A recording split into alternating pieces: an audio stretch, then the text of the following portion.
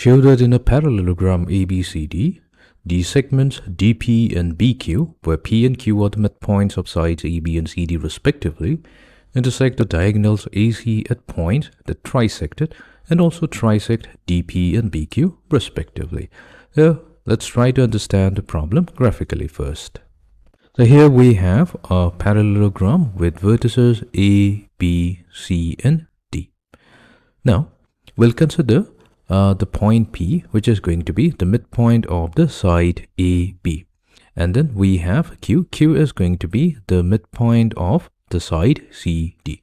Now let's join the vertex D with point P and the vertex B with point Q. Next, we will join the vertex A and vertex C to form the diagonal AC.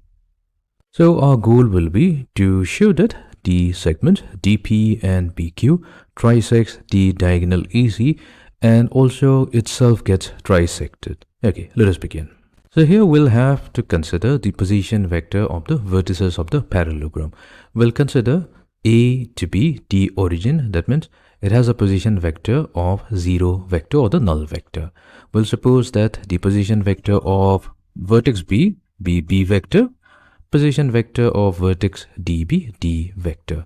Now that we have the position vector of vertex B and D, we will define the position vector of the vertex C. For this, we'll consider the triangle ABC.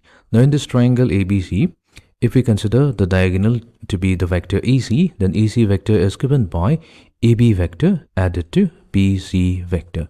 Now since ABCD is a parallelogram, so BC vector is going to be the same as AD vector.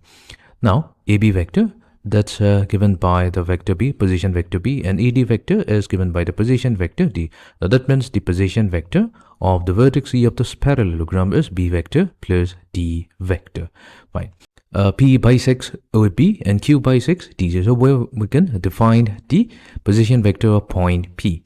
So here position vector of P will be equals to, so let's call it AP vector since A is the origin. So that will be given by, now here we can use the internal section formula. That means P divides OA into ratio 1:1.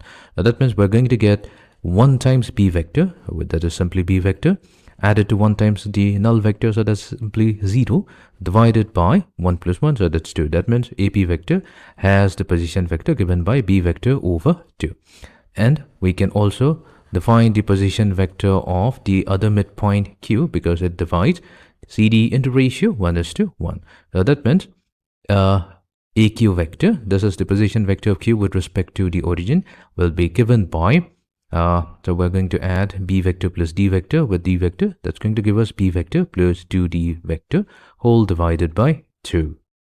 Let us suppose that DP intersects the diagonal AC at the point E, and QB intersects the diagonal AC at point F. Now here we have to be a little bit careful with the wordings here. We need to show that, let's read out the problem again.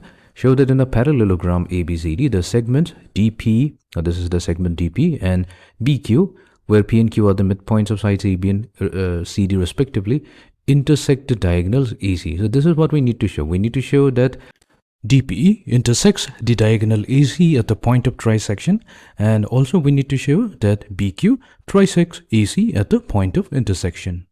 Now because E is the point of trisection of the diagonal AC, that means E divides AC into ratio 1:2. So let's define the position vector of point E.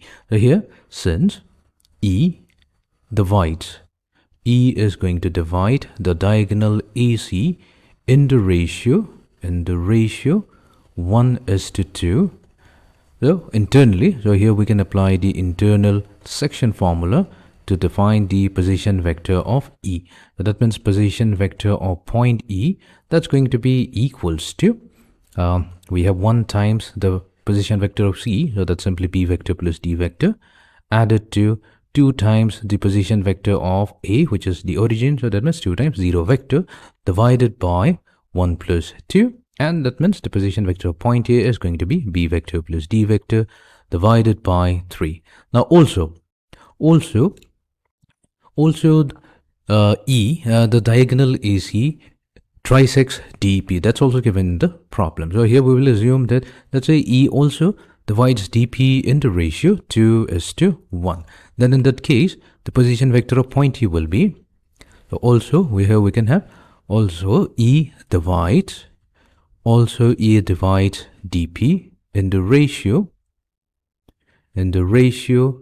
2:1 internally, which means that we can define the position vector of E with respect to the segment dp as, so let's go to a diagram. So here we have 2 multiplied to the position vector of point P, so we have 2 times b vector over 2.